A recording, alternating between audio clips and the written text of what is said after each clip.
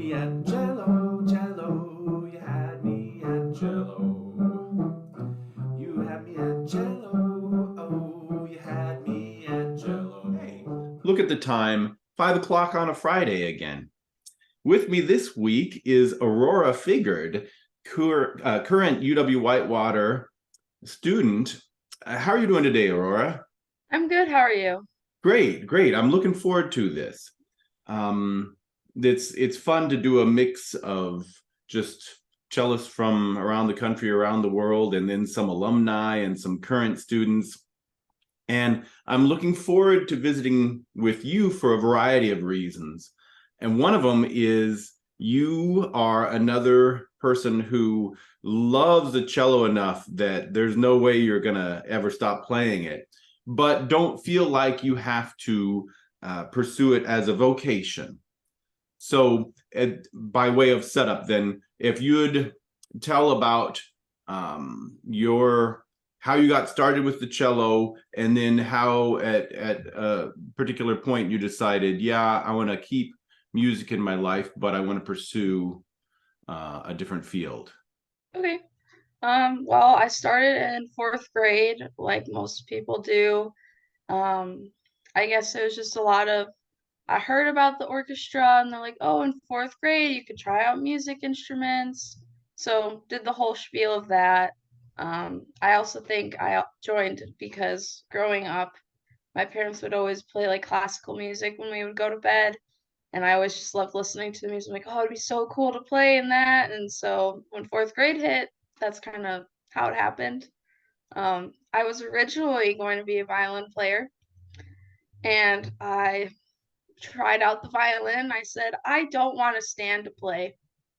So I sat down with the cello and I said, yep, this is perfect. So when I was a fourth grader, I was a little lazy, but that's okay. Um, then I just kind of continued playing. And then COVID hit my senior year of high school, and I didn't play for, I would say, a couple months. And I went to college for a semester, and I played for a little bit. And then I dropped out for a semester because it was really hard online. And then during that time, I didn't play at all. I maybe touched my instrument once. And I kind of realized I'm like, I'm missing something in my life. I didn't know at the time what it was. And then during that fall, like the next fall, I came back to school and I believe that the Lake Geneva Symphony was playing, starting again at that time. And I joined back up with them. And I realized, wow, this is what I was missing, was playing my instrument. And so I realized that I needed to keep playing. And I switched my major around a lot, and I did consider doing music.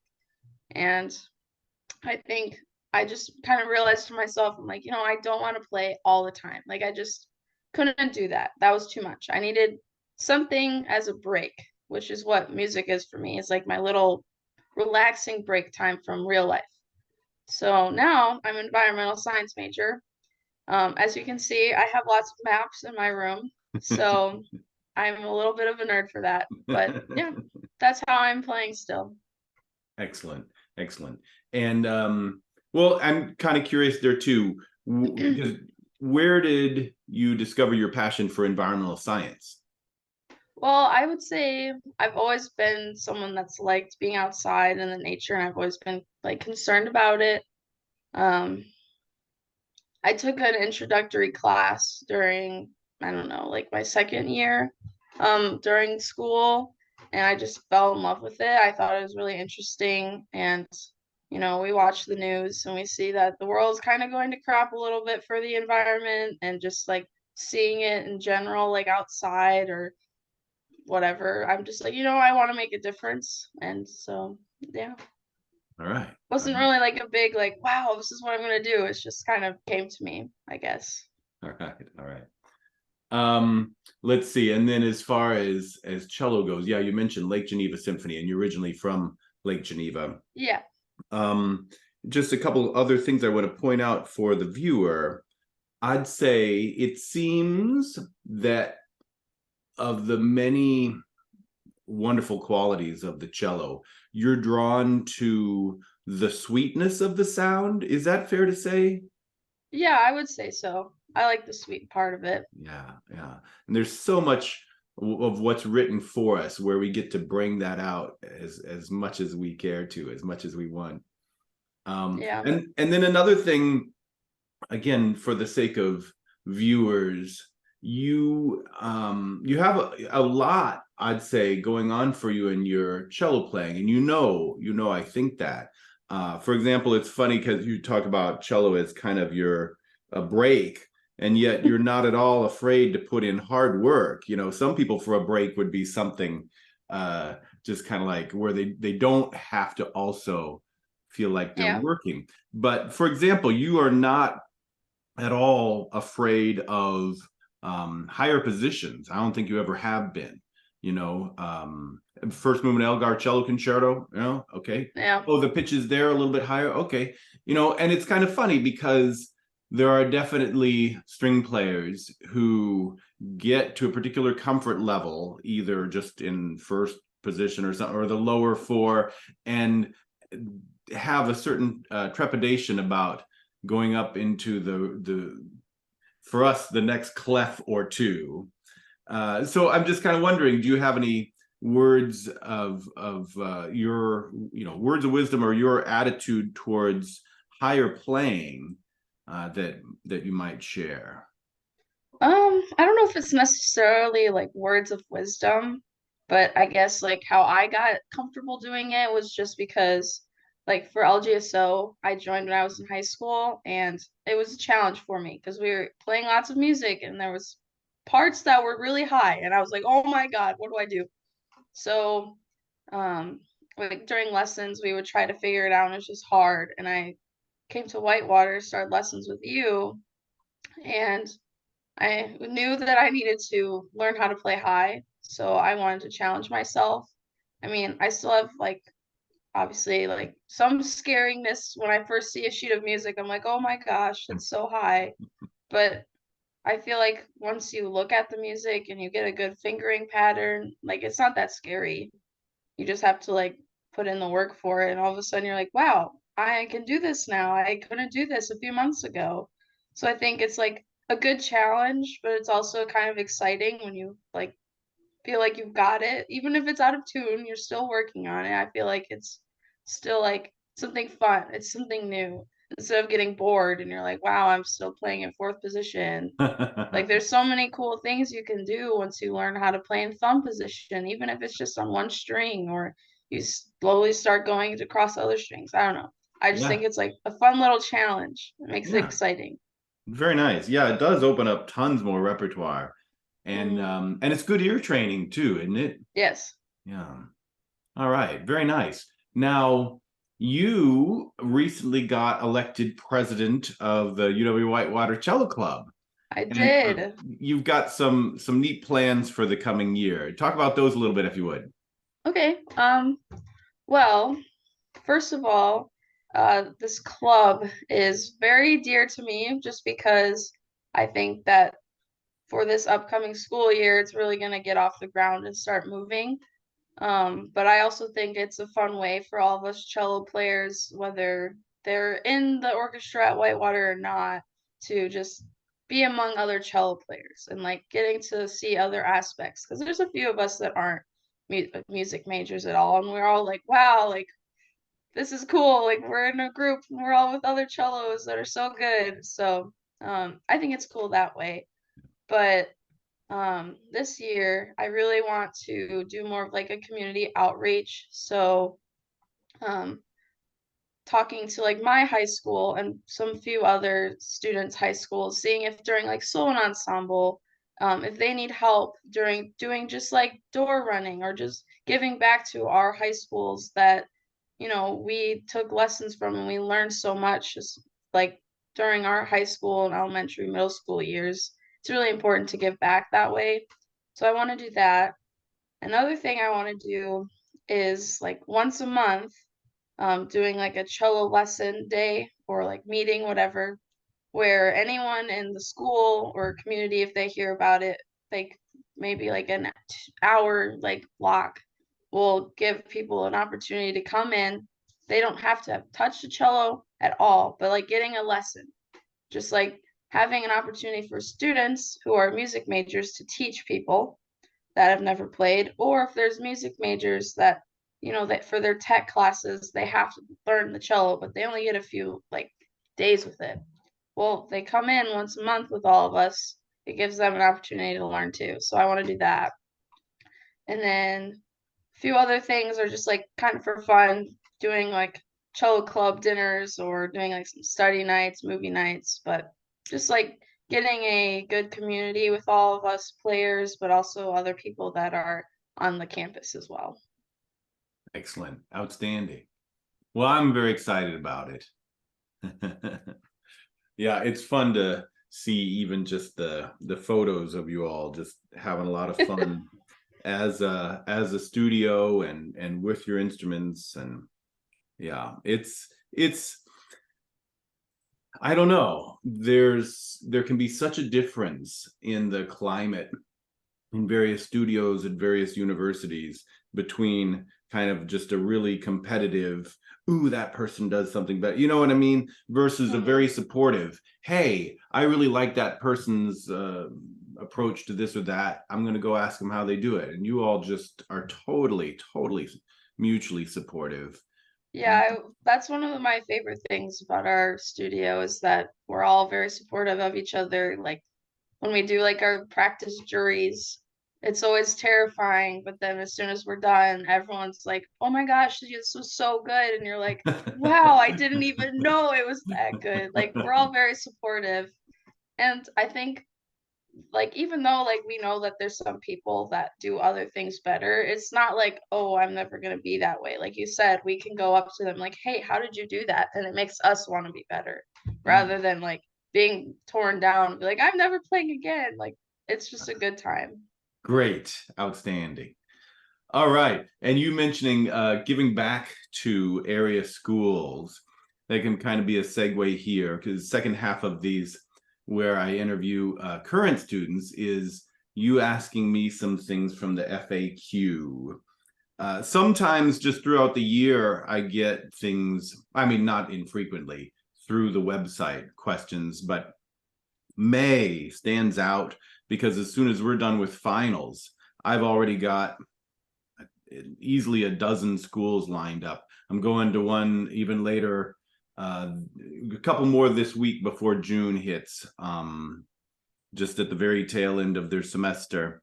I mean, you know, it's like it's an opportunity to support these programs and hopefully inspire these students to practice all that much more in the summer, etc. And it's also very interesting to me to see a cross section of what's going on in string programs in the Great Lakes region.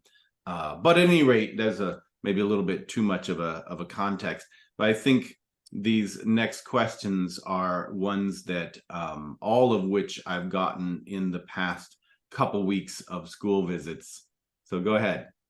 All right. So the first one is this is related to the fact that the theme of this year's UW Whitewater Summer String Camp is music and poetry. Just what is the relationship between music and poetry? Yeah. So, and you went to a string camp several years. I did. All right.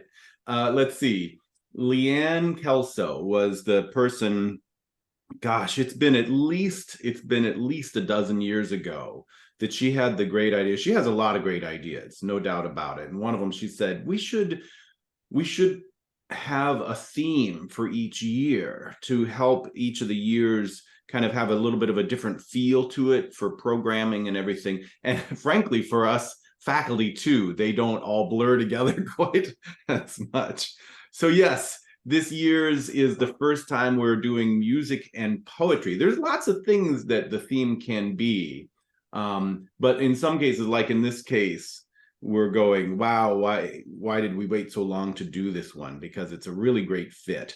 And the three conductors had a lot of fun because there's tons of music that that fits this theme very well. But at any rate, I know I personally have been always really aware of and fascinated by the connection between poetry and music.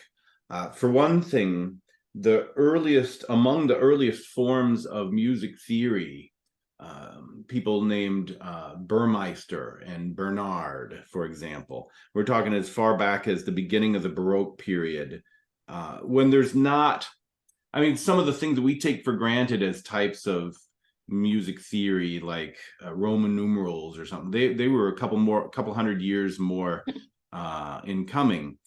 So it was natural to them, it seemed natural to them at the time, and it makes sense to me that rather than try to create a system of analysis from scratch, they borrowed an analytical devices of speech, of rhetoric, and of language, and of poetry, and found parallels in music. So things like a sigh figure. We all know when we hear somebody sigh, oh, I know what that means. And then there are certain times you hear a gesture that sounds very much in music like a sigh, and it often has a similar effect. And we can think about a lot of other parallels like that. We can think about, I mean, I think even to this day, that approach to analysis is still used when we repeat something in music. We often do it more insistently as we go. Just like if we were to have to say the same expression to somebody, we would say it more emphatically. Or just kind of like the rhythms and the contours can be so very speech-like. I think it goes the other way too. At least the types of poetry that tend to attract my attention the most, the poets, clearly are fascinated by the rhythm of language, the musical aspects of language, the articulations in just alliteration. Now old desire doth in his deathbed lie. Just the feel of speaking poetry can be so much like singing, even if you're not assigning pitches to them. And then finally, when we're playing a piece, these lyrical pieces, many of these pieces that bring out the sweetness of the sound of our instrument are like songs without words, and best thought of as songs without words. And when the moment that you put words to them, they come to life a lot more. It's not saying that music has to have that done to it. To me, I think music is a language. It's just a very different language from our spoken and written ones.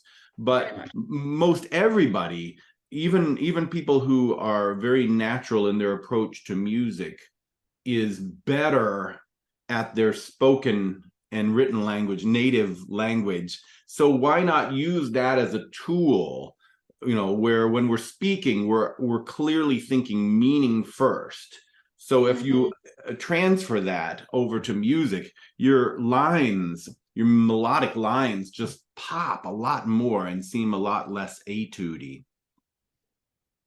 Yeah. That makes sense why sometimes during our lessons, you'll give me little phrases during my little passages. I'm like, oh, I always think it every time I play it now. Excellent. And now it makes sense. Good, and in it, I think rhythm in particular, there's something about rhythm where when you hear a particular rhythm, if somebody just sang it and said, sing it back, we can totally do that. And then you see it written on the page and it looks so clunky and foreign, Yeah. Whereas words, put words to it. Oh yeah, that's all that rhythm is. Yeah, it just looks weird. All right. The second question is, you talk about the merits of arranging, both in its own right and as a gateway to composition. What is the best way to get started with arranging? Right.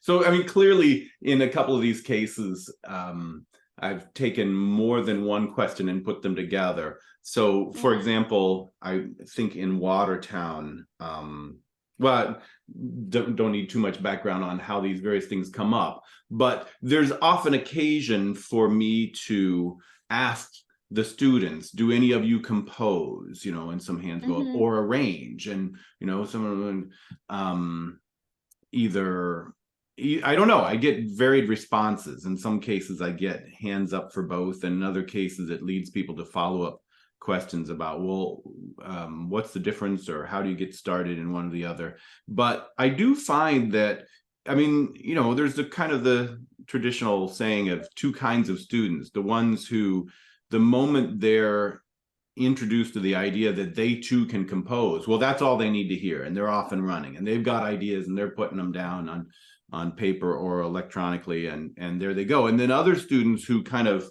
immediately are, maybe that's more kind of the perfectionisty approach, that, well, I don't want to write stuff that then I don't like at all. I don't appreciate the merits of. How do I learn to do it well? And of course, it's certainly possible to learn that. A lot of people have, and always will, from scratch, without having to go through arranging first.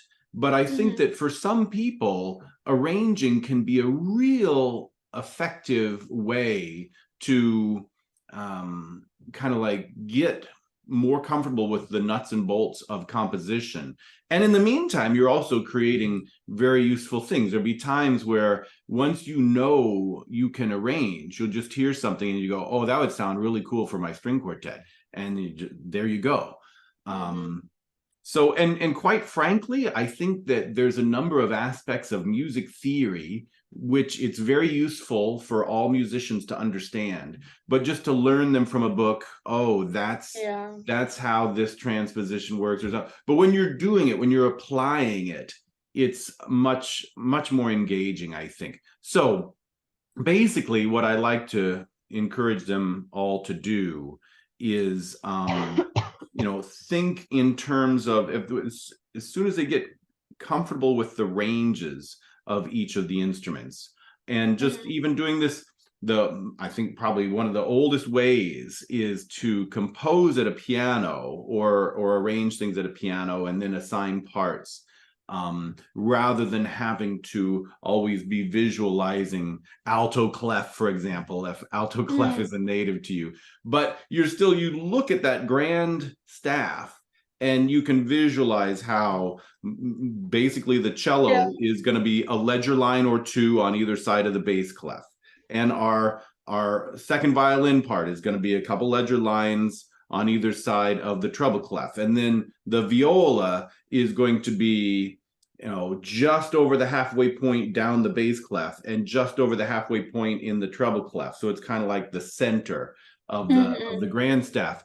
And it's like, there's exceptions, and as we go up in level, skill level, some of these things change. But it's never a bad idea to just be able to train your eye to be able to glance at something in a grand staff and visualize, oh, that's ready-made, that is plug and play for your viola part. So I think, even though it's kind of like the calculator, sometimes people get a little bit lazy with math because they go, well, I can always plug it into a calculator. But it's like, there's something to be said for honing your quantitative chops. It's the same sort of thing. If you start to train yourself to think in terms of various instruments' ranges, and internalize what is going to be very idiomatic for these various instruments, then you're really greasing the skids to be able to just go, oh, okay, so this, all right, if I move this to this more comfortable key, and now I'm going to have to transpose this part, when it gets too low, I'm going to have to move this part up an octave. And it gets to be kind of like a fun little puzzle, like a little, sometimes people do things like Sudoku just for the fun of it. And I swear that a lot of the people I know who are like professional arrangers, it's almost, I don't know that they can keep their brain from thinking, they hear something and they immediately go, oh, that would work well for.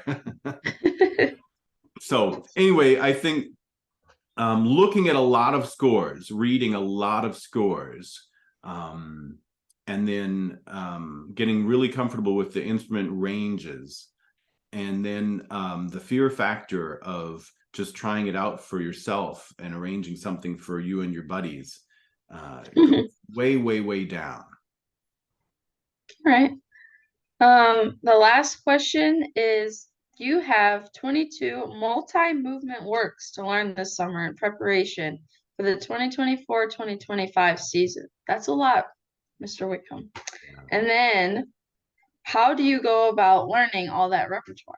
Right. So it's funny, this sort of question can come up either from the students. It's probably one of the questions I get the most often, who's your favorite composer, or what's your favorite piece to play? And this can, if there's follow-up questions, can lead to, well, what are you working on now, sorts of things. Or the other time it comes up is, I think maybe I've shared this with you before, but one of the things I do when I go out to schools is I like to play for them at least a little bit, and I'll offer somebody, does anybody have a favorite movement of the Bach cello suites? I want to have all 36 of them up here at any given time. And, I try to keep all 3 of the Rager suites and, close to a dozen cello concerti. I want to keep them all up here. Sometimes that's what people want, right? They want the first movement of the Elgar cello concerto, even if there's no accompaniment. That's what they want you to play. And when you can just play it from memory, there are certain people who just kind of, they're looking for the wires, the cables, like this person can't possibly be flying. So then that question often relates as well in terms of how did you memorize all that music, often relates closely to the question of how do you go about learning it quickly in the first place. And really here, I don't know that my answer is all that different from what we heard from Robert Demain of the LA Philharmonic. You got to play for him. What was that, just last month? Yeah, it feels like a lifetime. It's like a long time ago. But I'd say that, like in the symphonic world, when they get a stack of, in some cases, super, super tricky stuff, and they have to learn it in really short order, I think there are at least a few things that are probably different from the approach that I get to take in the summer, when we've determined the vast majority of the repertoire for the performance. The first thing is you get all the dates in the calendar, and then like, okay, what are we going to play? And like Diana Shapiro, our new piano faculty, she wants to know everything well in advance, which I like too, because then as I'm learning it, as I'm playing through it further in advance, then you can set it aside and you come back to it and you find that you're I don't know, just, it's like the idea of sleeping on an idea. I'll have to get back to you tomorrow, let me sleep on that. And the brain just kind of mulls over some various possibilities. So I think not uncommonly, I figure out fingerings and bowings on my first couple of passes. I invariably mark a lot of stuff in my music. I mark more stuff than fingerings, more non-fingerings. So that'll be things like additional dynamics. There'll be places where I think, okay, this passage here where it repeats itself several times, I'm just going to add in some additional dynamics to ensure that I'm always aware of the need to keep this line from stagnating or something. I'll also often there's certain parts in the music when you just know that somebody's going to take time. Oh, this is clearly, or they're either going to move forward. Sometimes you just put eyeglasses. And of course, if I have the tune there, sometimes I actually don't mark anything because they'll be watching what I do. But if I'm accompanimental, I definitely want to make sure that I'm aware, okay, somebody's going to do some nicety here, and I'm not going to be caught flat-footed, even on the first read through. And then as far as fingerings themselves go, I actually like to play through a piece a couple times before I sketch in any fingering suggestions to myself, because I want to make sure that I like to try the passage out in a variety of tempi, because even in a situation where people say, hey, let's play this at, quarter note equals 108, that in the heat of the moment on stage or in a particular hall that's extra dry or extra resonant, there'll be times that it could be easily plus or minus a couple clicks from there, and you don't want, I don't know. Honestly, I've been playing cello long enough. These are not things that I actually think I have to do, but I like doing them. It's like trying things on in different ways, and it just helps me make sure that I'm thinking about it in a lot of different ways. But I'll give you an example.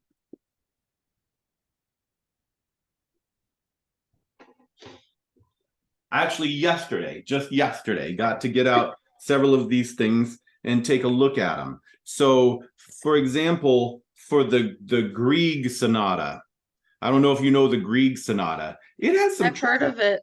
Oh, it's a nice sonata for sure. It has some tricky spots here at locations like this. I'm gonna see. This goes by very fast at quarter note equals 152. Super fast. I am not shifting for musical reasons at all at that point. I am doing whatever fingering is going to allow me to play those notes clearly. So I call it business shifting. I'm shifting for I just got to get the job done. Whereas we're also going to play the Brahms piano quintet this fall, and you would see there's fingerings already in this. I've played it before. It's been years, but I played it before a long time ago. In some cases, I'll look at the fingerings and I'll go, why did I do that way? It makes a lot more sense this other way.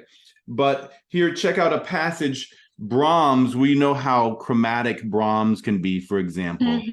And there's so many ways that I could finger that passage, so many ways.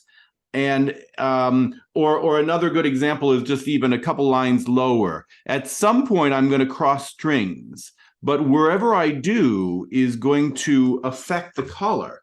And it's like, well, do I want the color change right there? So I don't want to just go with what my kind of like my first instinct is, because it's not too infrequently that sometimes I get figure out something more clever and I go, ooh, but actually if I change a pattern right here, we've just heard it 3 times already, and the color change is actually going to help it stay fresh sounding rather than sound like it's out inconsistent or whatever the case is.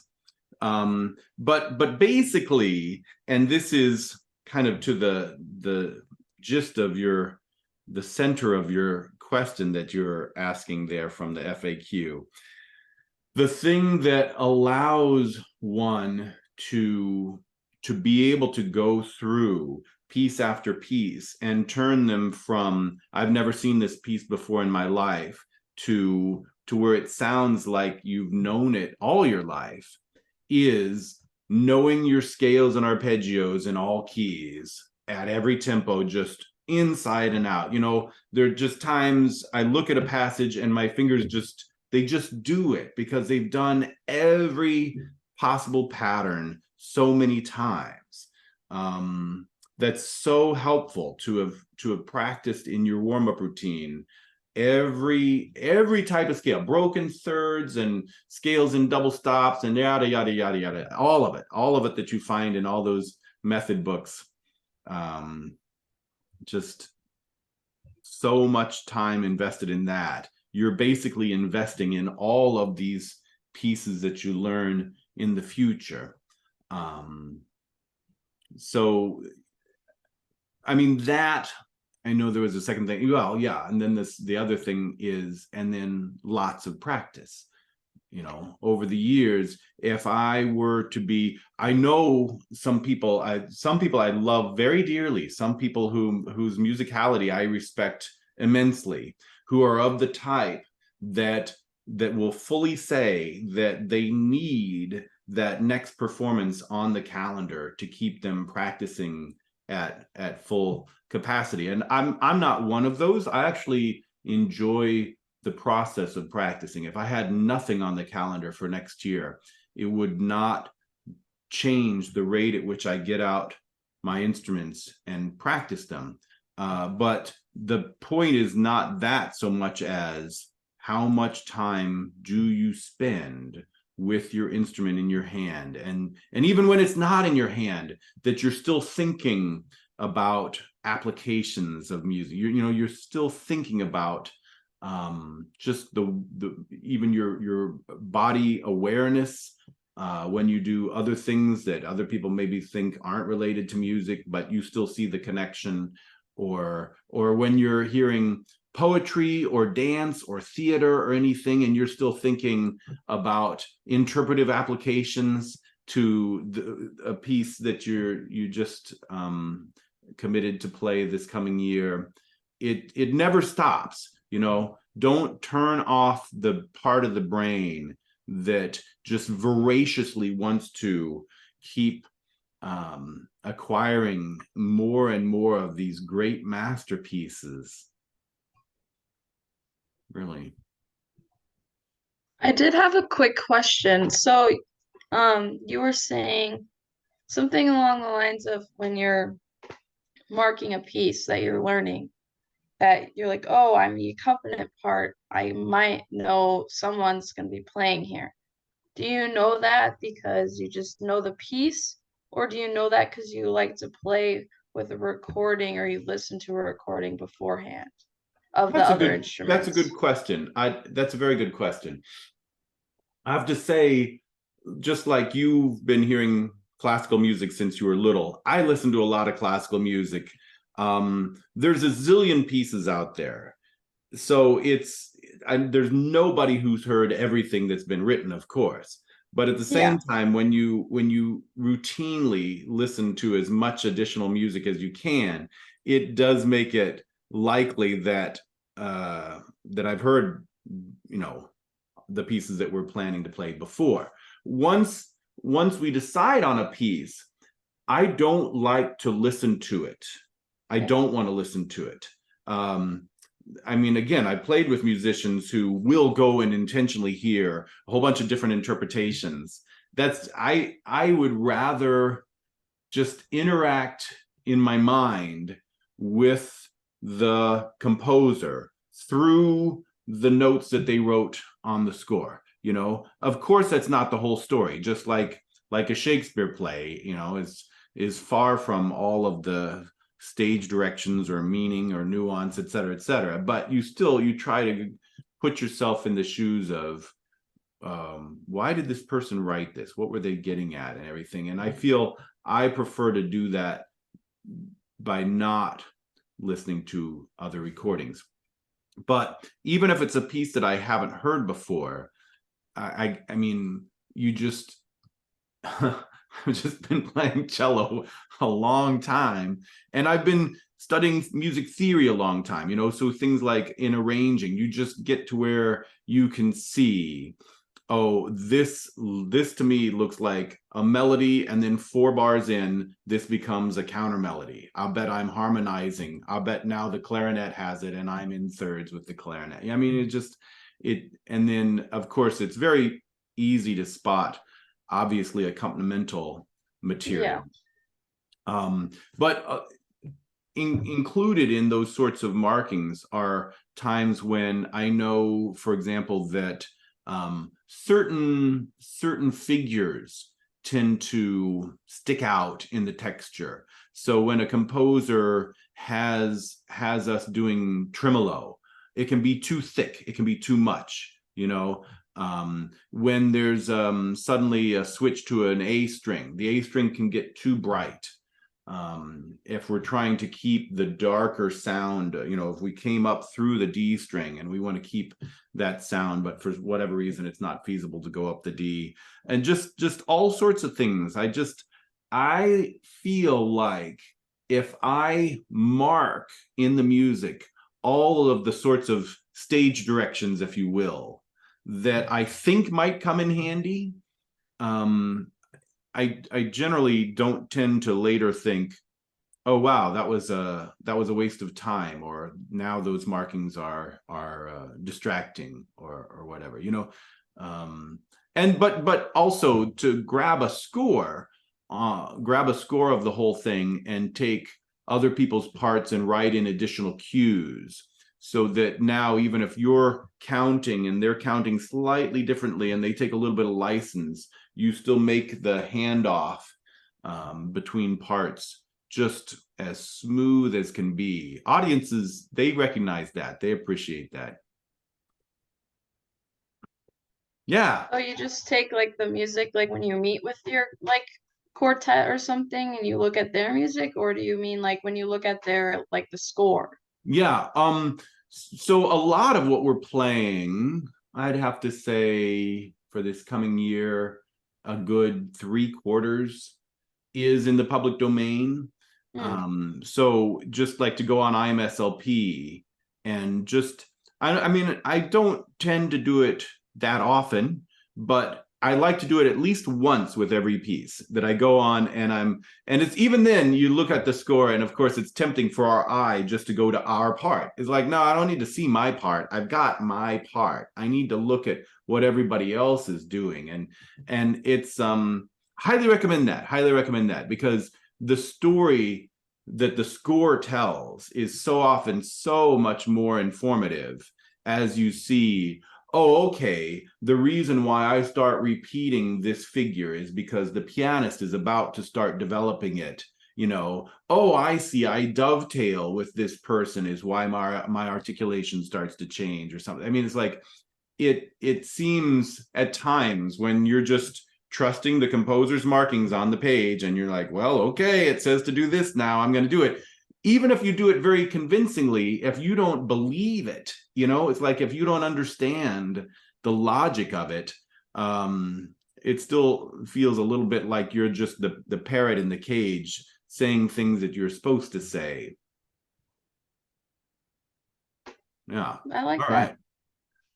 Well, thanks, Aurora. It's You're always, welcome. it's like I try, when I get questions by email, for example, through the various websites, to do an actual answer to the person and then to put it up on our little FAQ thing. But talking, being able to speak more extemporaneously and give examples and such, hopefully has a value for people as well.